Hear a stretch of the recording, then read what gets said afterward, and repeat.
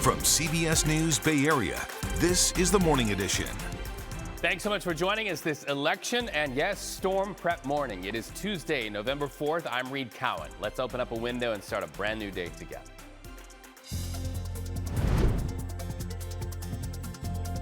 They poked the bear, and the bear is poking back. Will California voters send a message to Texas Republicans with our state's Proposition 50? The final push by California state leaders that takes a state ballot initiative into a national battle for control of Congress. We'll basically be losing our few people that can actually get the word out. Not everybody's 450. We're in your communities with your stories, meeting a Sierra County rancher worried that 50 leaves his voice out of politics in Washington. We're also getting a huge increase in people that they had never had to use our services before. How long will it take for partial federal food assistance payments to restart after Congress failed to pass a budget bill to get the government up and running? How local food banks scramble to fill the gap. There are these feral fruit trees, I like to call them, that grow pretty much everywhere. And meet the Bay Area group using overlooked produce to make wine. All right, we've got some breaking news right off the top this morning. Former Vice President Dick Cheney has died at the age of 84. Cheney served Presidents George W. Bush and President George H.W. Bush. He was Defense Secretary during the Persian Gulf War. He was a Nebraska-born boy and then turned into a former Wyoming congressman. He forged his reputation instrumental in the decision to invade Iraq. In a statement, the Cheney family says the former vice president died last night due to complications of pneumonia, cardiac and vascular disease. Meanwhile, we are on storm watch, so let's look live right now. Get a good look at this because it's going to be much different tomorrow. Today is prep day for a storm that will make your drive time much different. So let's talk to Jess about what you need to know. And tomorrow is going to be a first alert weather day. We are gearing up for some heavy rain and winds right around the corner. I want to start off with what's happening for us this morning, though. Today is preparation day, and it's a very beautiful day to get out there and get that done. We're talking about 70s today all throughout our inland spots, 60s along the coast. It's our coastal communities. Tomorrow they could see gusts anywhere up to around 65 miles per hour. At the same time, we're keeping a close eye on the advisories issued by the National Weather Service. That tan color you see below me and that orange color just along Bodega Bay, Stinson Beach. These are high wind warnings and wind advisories issued by the National Weather Service. Tomorrow, we could see up to around 65 mile per hour wind gusts in our local communities, including the peninsula stretched all the way off into the East Bay. More on that in a bit. For now, back to you. Happening right now, poll workers getting ready for voters in a very big, very special California election. And of course, the big item, Proposition 50, which, if passed, allows California congressional maps to be redrawn to try to send 5 more seats to Democrats for next year's crucial midterm election. So voters, we want to show you something right here. On your screen shows you how the map looks politically, at least right now, existing. On the right, how California congressional districts would look if voters pass Proposition 50. And you see the difference there now and what it would look like. A lot more blue, a lot more red, depending on how California voters vote. So again, it's California's answer to Texas's and their Republicans redrawing maps to make their maps more red. The most recent polling from UC Berkeley shows that nearly 70% of likely Bay Area voters are listening to people who are out there on the streets canvassing to vote yes on 50. So let's talk live now to Veronica Macias, where San Jose voters. Veronica, good morning. We understand they are getting ready to voice their choice. Good morning. We saw a couple of poll workers making their way in. They tell us they're going to be served breakfast here soon. The polls open at 7. And yes, Election Day finally here. We've seen so many ads for this special election. So if you didn't get that ballot in the mail today, we're going to be seeing soon people dropping off those ballots here at the mail, at the ballot box, at the Office of Register to Vote. The traditional way, too, voting in person. We also know that lots of people have already turned in their ballots. 6.6 million ballots returned so far across the state of California. And if you didn't do any of that, if you didn't register, remember, you can also register in person. That will be provisional. That's conditional for voting in person on Election Day. Now, we also know that UC Berkeley says since 2020, there have been 8 out of 10 Californians who have decided to send in that ballot by mail in the election. So That seems to be the trend here, and we're seeing that during this election. But so far, nobody coming by to drop off those ballots. Will be here when the doors open at 7 a.m., Reed. All right, and just to button that up, Veronica, so provisional ballot means you can show up day of to vote, but then your vote doesn't get counted unless they verify your information, correct? Correct. Show up with that identification, and you can still cast your vote here. Off our election coverage here on your community station. Thank you so much. Of course, the biggest proponent of Proposition 50 is California Governor Gavin Newsom. He's the architect of it, right? He's been on the stump for weeks. In fact, here he is at a Bay Area rally with other heavy hitters in the Democratic Party. Donald Trump is nothing more than weakness masquerading as strength. He knows he's going to lose the midterm elections, period, full stop. So we've talked about those Texas efforts to redraw their maps, North Carolina and Indiana too, trying to favor Republicans. Well, this news just in this morning. Democratic Maryland Governor Wes Moore has announced his state will work to redraw 8 congressional district maps to help Democrats. Now, this California battle initiative is now spreading to other states all over the nation to try to reshape the identity of Congress. You know, even though 50 looks to have a win ahead for California, a lot of wind at its back, there are voices of opposition, especially in California's rural areas. Take Sierra County, for instance. It's home to about 3,200 people. It's a little north of Lake Tahoe. Traditionally, it leans Republican. In fact, as evidence of that, it's been almost 50 years since that county voted to send a Democrat to the White House. So the consequences of 50 means that voters like Rick Roberti would actually feel like suddenly they've been drawn into districts that stretch nearly to the ocean, including parts of the North Bay, like, as you see right there, deep blue Santa Rosa. So our Kara St. Cyr spoke with Rick, who's worried that Prop 50 will cause rural voters like him to be ignored.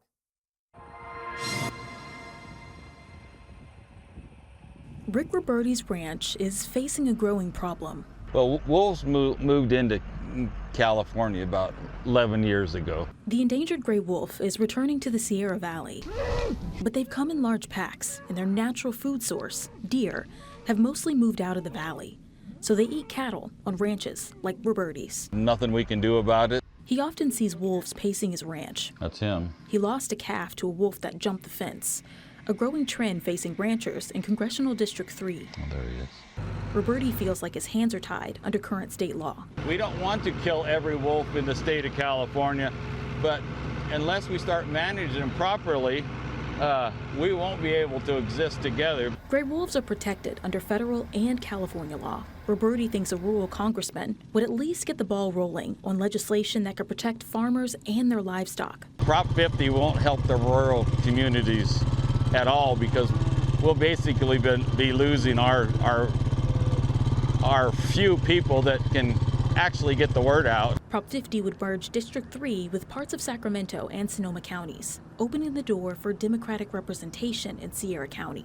Roberti says rural issues like gray wolves are too niche for urban politicians. Congressman Kevin Kiley, who currently holds District 3's seat, agrees. I think that it is true that if suddenly you're reshuffling the district lines around in a way that tears communities apart, then that does dilute the ability of some of the folks that I represent to have their voice heard. Kiley says he's worked to update endangered species laws that keep ranchers from killing wolves. Most of our cattle are not here in the summertime. David Daly, a rancher in Congressional District 1, is concerned the problem will hit Butte County.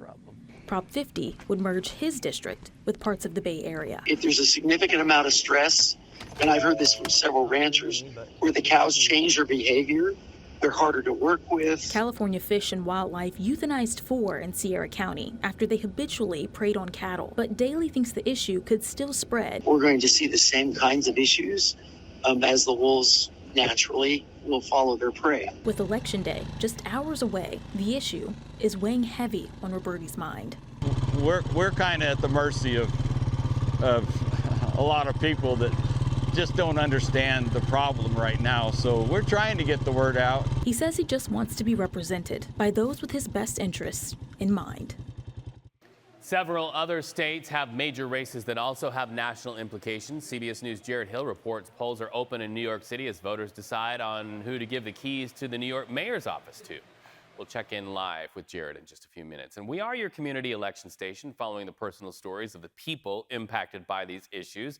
We'll have live coverage on results starting at 8 o'clock tonight over on Pix Plus 44, cable channel 12. You can also stream our coverage as those results come in free using the CBS News app. We thank you when you do. So as the U.S. government shut down now this morning ties for the longest in American history, today another Senate vote to reopen the government is expected. Once again, a lot of people expect it to fail today. Amid this stalemate, the White House does say it will partially fund federal food assistance benefits through emergency funds. That was after a judge ordered the Trump administration to do so. But there is a caveat there. Only half of the normal payments will be seen in your account if you are a receiver of those benefits. And the USDA is warning that there could be delays getting that money out that could go beyond just today. In the meantime, cities and counties all across the Bay Area, they are seeing people with need. They're stepping in to make sure that you at home have food on your table and in your cupboard. So we checked in with so many of our partners at food banks, Contra Costa, Solano. This is what we saw. Lines stretching right down the block.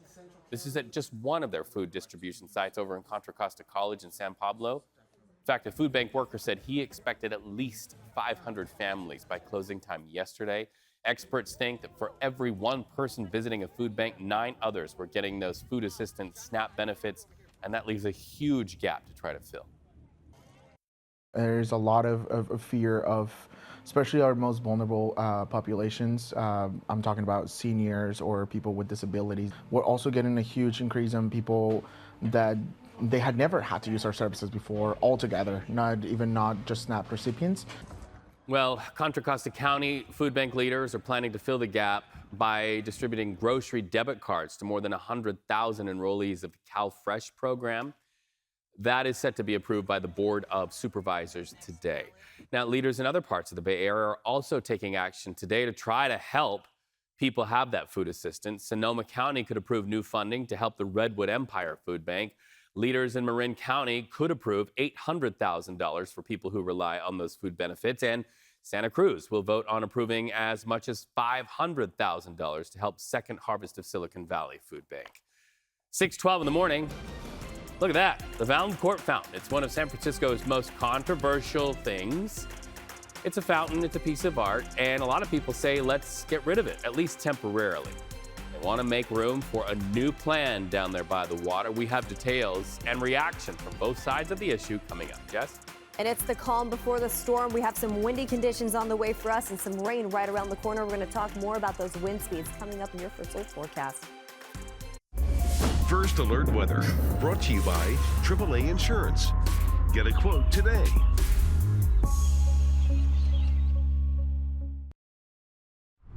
"6:15 in the morning, and we are moving around the Bay Area for headlines right where you live in your community. New video of a bold Bay Area museum theft, and now the FBI and Oakland police working together, hoping that you can see the video we're about to show you to identify 2 suspects. Police say they stole California artifacts from the Oakland Museum of California's storage facility.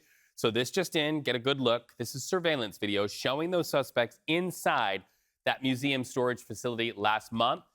You can see at one point they try to open a drawer there. The others appear to walk away carrying an armful of items. One man is a thin build. You see that, wears a black beanie and a face mask. The second has a little bit of a heavier build, blue hoodie, black gloves.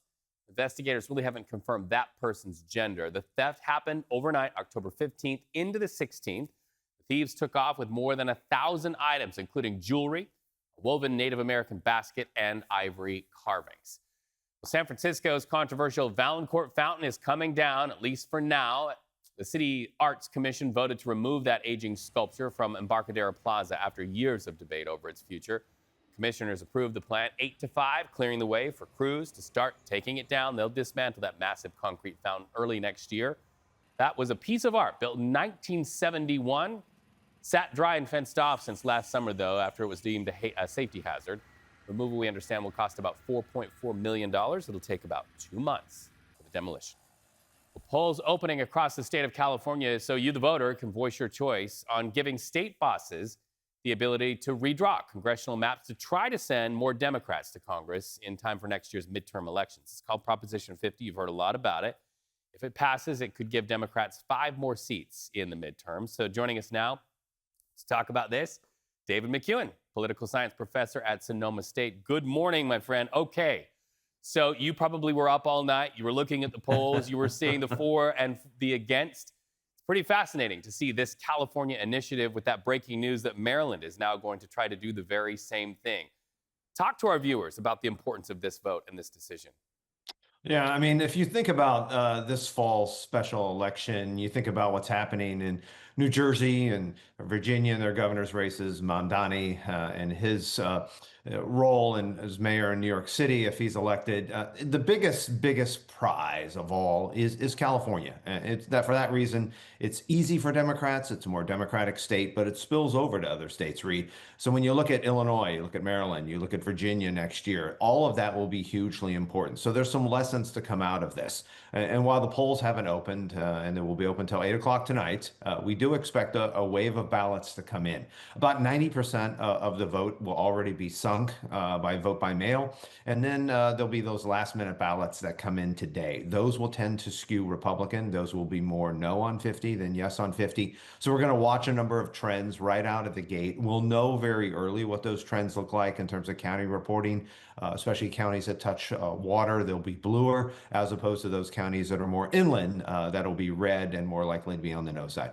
Well, and we heard from California Governor Gavin Newsom, who said that he feels like Democrats are going to have a blue wave when it comes to next year's midterm elections. Do you feel like Proposition 50 is sort of a sign on the contract, so to speak, that there is that confidence that the midterm elections could be a referendum on the Trump administration and its initiatives? Well, midterm loss for a president's second midterm, the average loss is about 35 seats. So if you're the Republicans, you want to cut that number in half. Now, that means you pick up the 5 in Texas, offset by 5 in California, but you have to work other states. And so this is an important barometer for Democrats who've lacked a message since the November 2024 election. Does this put pressure on the shutdown? Does this give Democrats a message in terms of getting out their voters nationwide? What does that look like headed into the midterm elections? It's an important barometer. It's also an important barometer for Gavin Newsom, who's interested in running for president. What does that look like? So it sets up both the 2026 midterms for Democrats and their messages. It also sets up potential contenders for 2028. All of that kind of churning in the background with the shutdown, what's happening in Washington, D.C., and what's happening with troops across the country that are deployed in American cities. David McEwen, you have a long and very busy day of commentary ahead. I'm glad you got the gray jacket and black shirt memo, my friend. I did. Who wore it got better? The memo. Thank you so much. Have a good day. Good morning. Let's take a live look outside on this election morning. And look, you're going to vote today, right, if you haven't already. But you're also going to join me in my task list, and that's making sure the patio furniture is covered and anything that can be batted around by the wind will be protected. Jess is here to talk about how tomorrow morning is going to be much different than this morning. All right, so let's go through that checklist because today is preparation day for a storm that's moving in late tonight, early tomorrow morning. And I think it's important to note when we're talking about strong winds forecasted anywhere up to around 65-mile-per-hour wind gusts, we're concerned about a couple things. Of course, those outdoor objects blowing around in our yards. So now is the time to put all those Halloween decorations away. But of course, we're also gearing up for some rain and thunderstorm activity tomorrow too. So what you see around me, it's pretty calm for us today. 60s along the coast, 70s in our inland spots. Not a lot to talk about. This is that wind advisory that's already issued by the National Weather Service. And that starts at 10 o'clock tonight. And that's going to last until 4 o'clock tomorrow. It's important to note that that is going to remain in effect as we head into the next couple hours or the next 24 hours.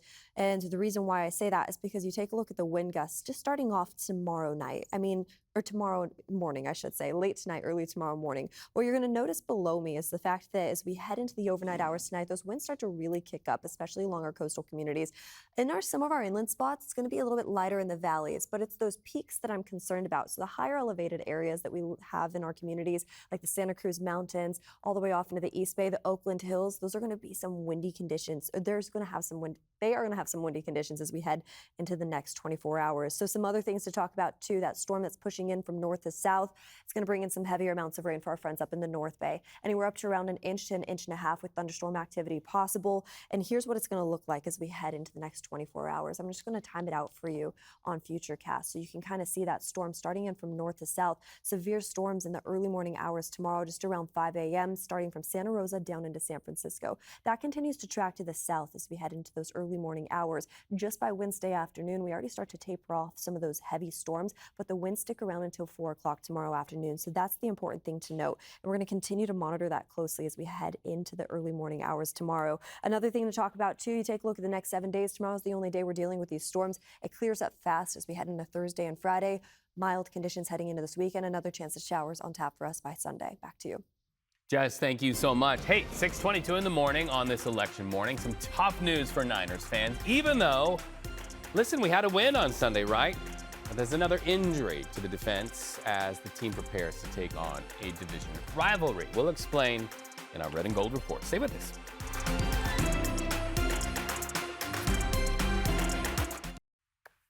Well, the Niners improved to 6-3 with Sunday's win over the New York Giants, but like so many times this season, the victory came at a little bit of a cost. Here's Vern Glenn with this morning's Red and Gold report. This is the Audi Red and Gold report. The 49ers confirmed Monday that rookie defensive end Mykel Williams suffered a torn ACL against the Giants and will miss the rest of the season. After Sunday's win, Kyle Shanahan had some encouraging words for the first-round pick. It sucks for this year, but that's all it sucks for. You'll be back next year, and this won't affect you at all.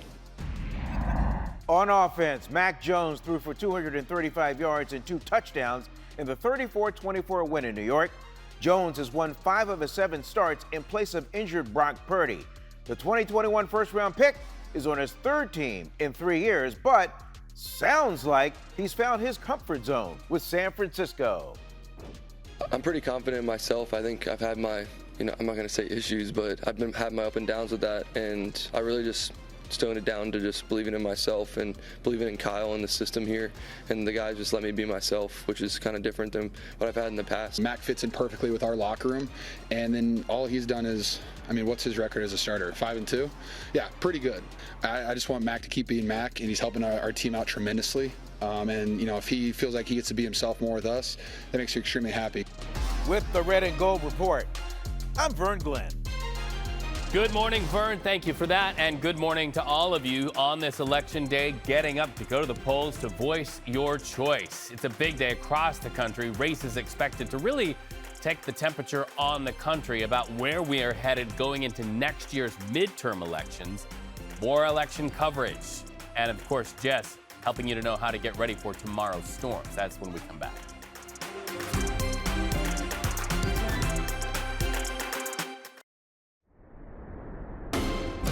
From CBS News Bay Area, this is the Morning Edition. Polls open in about a half hour all across this beautiful state of California as we look live at a polling location in San Jose. There's the ballot drop box. A lot of people have already voted on Proposition 50, which would allow the state to redraw its congressional maps, potentially giving Democrats 5 more seats in Congress for next year's midterms. We're live this election morning for you and also throughout the day. Election day is also get ready day for people preparing for a storm.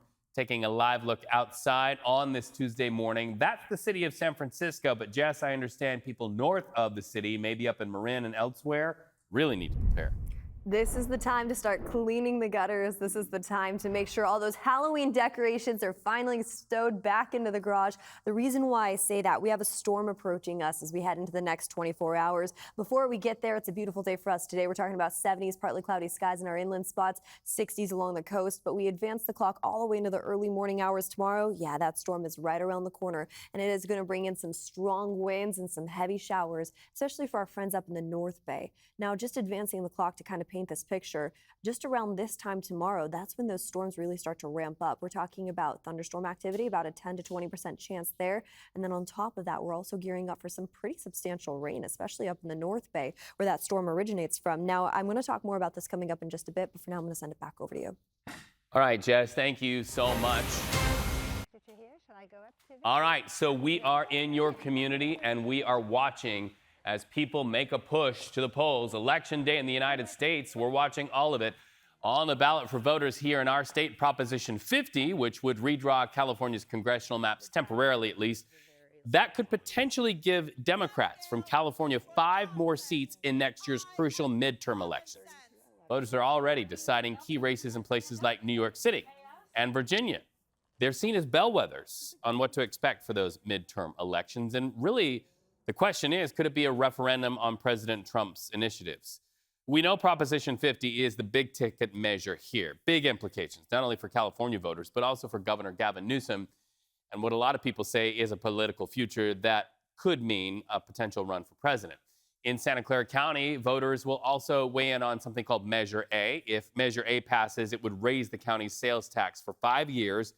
It's meant to help offset the toll of federal budget cuts. So let's go live to Veronica Macias, who's at the Santa Clara County Register of Voters, with more on what's at stake. A lot of people say, okay, it's just 5 years to raise taxes, but how do they then go back down after they've once done it, Veronica? Right. So right now it seems like the vote or the sales tax measure, not very popular. Nobody wants to pay anything extra, even if it's just a little more than half a cent, right? But here in Santa Clara County at the Office of Register, we're going to soon see voters coming in to make that decision in about 30 minutes. They open at 7 a.m. And yeah, you're right. Here in Santa Clara County, they have a lot more to consider than the anti-Trump, pro-Democrat ballot measure, Prop 50. Santa Clara County voters also have 4 candidates who are vying to fill the county assessor's position. And there's also, like you said, Measure A. It was added by county supervisors warning of a potential fiscal emergency to hospitals and medical services. Measure A is a sales tax measure to Medicaid funding. In California, Medicaid funding, it's actually split about 60% being federal and 40% coming from the state. And with federal funding being cut under the president's big, beautiful bill, Measure A would help here raise the county sales tax by 0.6% for the next 5 years. That's a little more than half a cent for every dollar that's collected by the county. And that total in the next 5 years would add up to $330 million to help offset that cost. Already here, we could see we have some poll workers who are getting things prepped. So voters today have a lot to think about when they drop off those ballots or come to vote in person, Reed. Always grateful for the poll workers, some great Americans. Thank you so much, Veronica. Nice to talk to you. So Proposition 50 appears to have majority support within our state. In fact, look at this. This is a recent CBS News poll. It shows that 62% of California voters say that they will support a yes vote on 50. In San Francisco, Governor Gavin Newsom and House Speaker Emerita Nancy Pelosi made their closing arguments for 50. Pelosi says this whole effort is about having a fair and balanced say in Washington. Listen. We don't like having to do a redistricting mid-decade. That's just not normal. But it's normal for the Republicans because they did it in Texas. They did it in North Carolina. North Carolina. So even she says it's not normal. Of course, Pelosi's political future is in question. She has a challenger in State Senator Scott Wiener. He wants her seat in Congress. Pelosi says she will decide on her 2026 plans after we know the results of Prop 50. In fact, she told CNN if she did run again, she would easily win re-election. I have no doubt that if I decided to run, I would win. That isn't even a question. It isn't arrogant. It's competent. I know my district. I live here.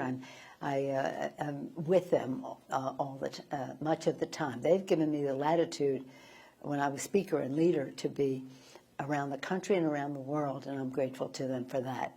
But I'd always keep the home fires burning, as I have always done. So for me, it's just a question of one thing, winning the House for the Democrats. And that's what we're doing with Proposition 50. She's mission focused. Well, for his part, State Senator Wiener appeared right here with us on the Morning Edition the day he announced his challenge to Pelosi, saying it's time for Democrats to strengthen their spine and fight. We're also watching what happens in the New York mayor's race and the gubernatorial races in New Jersey and Virginia. Experts say these races could show us what we can expect in next year's midterm elections. That's the big question Jared Hill with CBS News is joining us now to look at. Good morning, Jared. What are you hearing there on the other side of the country? Good morning, Reed. You know, it is not often that a mayoral race gets this kind of attention from the President of the United States. But this one in New York is just one of a key of a handful of races across the country that we're watching for really kind of a vibe check on how voters are feeling about Democratic prospects and President Trump's policies. Did you vote yet? Hours before Election Day, canvassers fanned across New York City's 5 boroughs for a mayoral race that's caught the nation's attention. I'm really excited about Zoran. Let us leave everything out there on the field, my friends. Let us do it together. Zoran Mamdani, a 34-year-old Democratic socialist, is the frontrunner. Republican Curtis Sliwa, a distant third in the polls, behind former New York Governor Andrew Cuomo, a Democrat running as an independent. Monday night, President Trump officially endorsed Cuomo and threatened to pull federal funding from the city if Mamdani wins. We need a mayor who can stand up to Donald Trump, who can get the funding that New York deserves. The mayoral race here in New York City could be a test for Democrats across the country.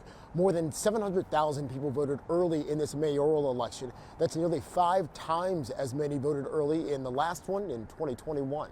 Across the river in New Jersey, the race for governor is tightening between Democratic Congresswoman Mikey Sherrill, a former Navy officer, When we vote, and Trump-backed Republican former State Assemblyman Jack Ciattarelli. This election is all about change.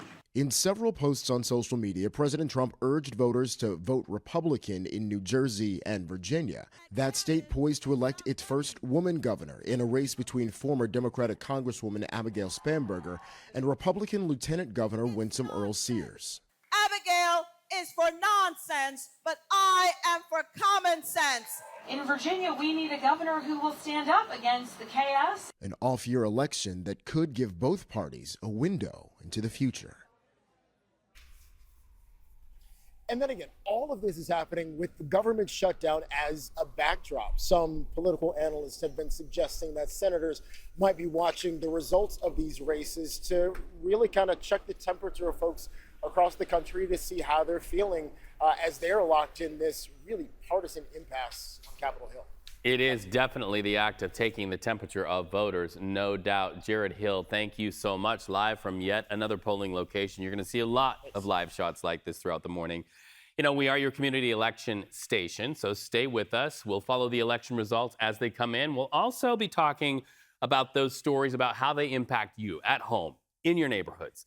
Our live coverage starts at 8 o'clock tonight on Pix Plus 44, Cable Channel 12, and then you can tune in to see those results as they stream in. You can also watch our coverage for free using the free CBS News app 24/7, 365. Moving around the Bay Area for headlines right where you live, investigators in Redwood City looking into the cause of a deadly fire. It tore through Avenue Liquors on Roosevelt Avenue and Upton Street early yesterday morning. Crews say when they opened parts of the roof to fight the flames from above, they looked down and they saw 2 people inside the building showing no signs of life. Now, police have not yet identified those 2 victims. The store owner was notified and is cooperating with investigators. Big changes starting today at San Francisco International Airport. Travelers flying on United Airlines could face some disruptions as renovations kick off at Terminal 3. This is a live look right now. You can see construction zone signs. Sections of 3 are now closed for that major upgrade that runs through 2027. The work affects United ticketing, curbside access, and the AirTrain station, all a part of SFO's $650 million Terminal 3 West modernization project, as they call it. Time right now, 6:41. Good morning. As the government shutdown now ties the longest in U.S. history, a bipartisan group of lawmakers working towards a deal to end it. Will it work today? We'll dig into what their plan includes. And coming home to the Bay Area on this election day, we hope you have a great experience there at the polls. We also want to let you know if you want to join me in my yard, getting my yard ready for the big storm, I'm happy to take you. Otherwise, you can work in your own yard, Bay Area. Jessica will be back to talk about the coming storms that will make tomorrow morning look a lot different than this pretty picture. Watching live video from our many monitors here behind me, bringing us headlines from across the globe. Let's start in Washington, where there's a new hope for a deal to end the government shutdown with a potential agreement to extend Affordable Care Act subsidies. That's really the heart of the issue that Democrats have really put their foot in the door over, refusing to pass a Republican spending bill. So here's what's happening. A 4-member bipartisan group of House lawmakers announced an outline to potentially extend health care subsidies for 2 years, while also including certain eligibility caps and guardrails. Not really clear this morning if party leadership will support the proposal, but we are watching closely. Well, The Daily Show's Jon Stewart will stay on air. A new deal with Paramount, the parent company of CBS News, keeps Stewart as host of Comedy Central's The Daily Show, which really ends months of speculation about the media company's plans for that show. Stewart will be at the desk on Mondays with a rotating lineup of hosts for the rest of the week. Wicked star Jonathan Bailey just scored a new title, and it is not from Broadway. People magazine just named him 2025 Sexiest Man Alive. Bailey, who also stars in Bridgerton, called it an honor of a lifetime. Of course, we know him from Wicked and other projects. He's had a standout year from Emmy nods to blockbuster roles and says he hopes to use the spotlight to support more LGBTQ+ causes. Time now for a look at what's coming up later on CBS Mornings. Beautiful Gayle King showing us that goodness is what leads the way in our world. Always a bright spot for my day. Gayle, good morning. Goodness is what leads the way. And I just heard the story about Jon Stewart. I think that is good news, Reed. That's really good news. I think he is hilarious. It's good to see you. Here's what's coming up on CBS Mornings. We're going to have more on the breaking news. I know you guys have been talking about this too. That former Vice President Dick Cheney died overnight. We all woke up to this news. He was 84. Plus, it's Election Day in America, so before you head out to vote, and we do hope you are heading out to vote at some point today if you haven't already, we're breaking down some of the crucial local races, what the results could mean for both parties heading to the midterms, and how they could reflect on President Trump. Also, we're talking with some music legends, and legends is the word. That's Rock and Roll Hall of Famer Patti Smith, sitting down with Anthony as in Mason. She's getting very personal in her new memoir. And our conversation with the one and only Cher. You know you're a big deal when you only need to go by one name, Cher, and everybody knows it's you. She talks about her sweet new business venture. We also had a big surprise for some of her fans. You're going to want to see this conversation. I adore all things Cher Reed. She was so fun to talk to. Yeah. So we'll see you at 7 o'clock, a little over 10 minutes from now. I got to ask you, what does Cher smell like? She's always so beautiful. Does she just smell like the best perfume on planet Earth, Gayle? She just smells like joy. That's what she smells like to me. Hey, I got you, babe. Have a good day. Gayle King with CBS Mornings. I got you, babe. So much. Take care. Taking a live look outside on this election morning. Okay, so get a good look at that. Save that image in your mind, because tomorrow morning at this time, Mother Nature is going to deliver a much different picture. That means you better get ready today. Here's Jess with weather. All right, so let's take a quick look outside. We're starting off with our daytime highs. This is the calm before the storm here in the Bay Area. Really it is, because that storm arrives late tonight, early tomorrow morning, bringing in strong wind gusts. Anywhere up to around 65-mile-per-hour wind gusts are forecasted here in the Bay Area, and that's the exact reason why the National Weather Service has already issued that wind advisory. In that tan color you see below me, a high wind warning along our coast. We're going to continue to keep a close eye on these conditions within the next 24 hours. Now, of course, sustained winds aren't nearly as gusty as 65 miles per hour, but it's still important to note that, yeah, it's going to be strong into the next 24 hours. Closer to the coastline, we can see up to around 25 to 30 mile per hour wind gusts just into the overnight hours tonight. You head up into the North Bay. This is just kind of on a time loop as we head into the next 24 hours. Those winds are sustained pretty strong all the way down into the Santa Clara Valley. But that's story number one. Story number two has to do with the rain. Here in the Bay Area, we are about to get hit with that leftover of the atmospheric river that's been pushing its way into the Pacific Northwest. It's going to bring in some pretty heavy showers in the early morning hours tomorrow. Light to moderate showers in the forecast for us, anywhere from the peninsula stretched all the way up into the Sacramento Valley.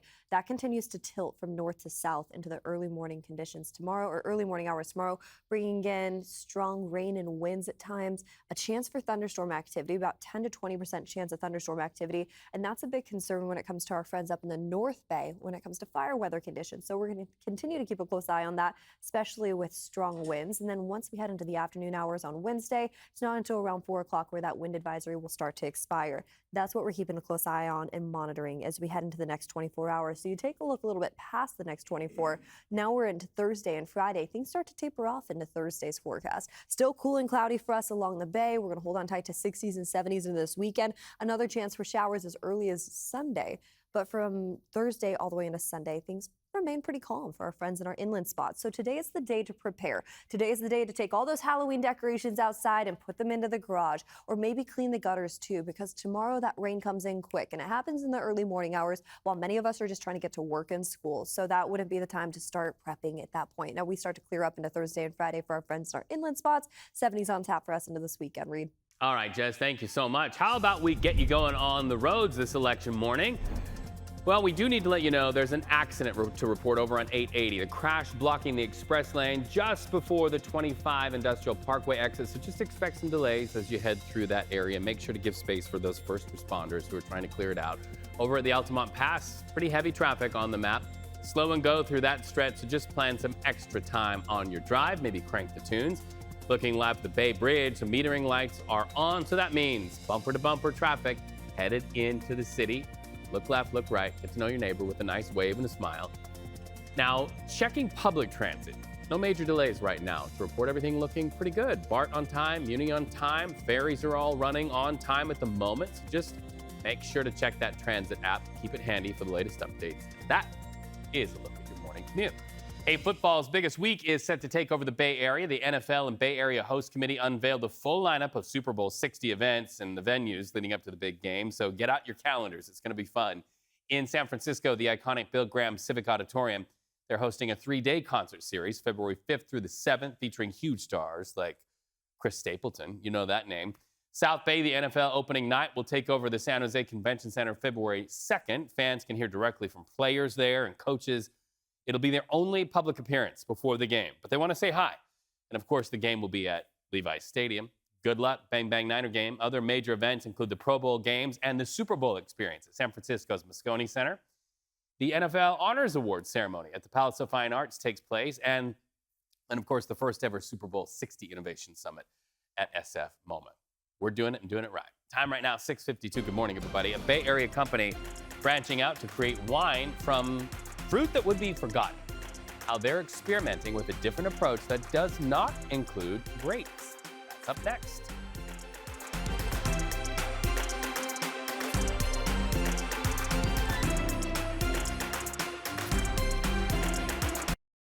All right, we are looking live at the Santa Clara Register of Voters office where polls open in just 4 minutes.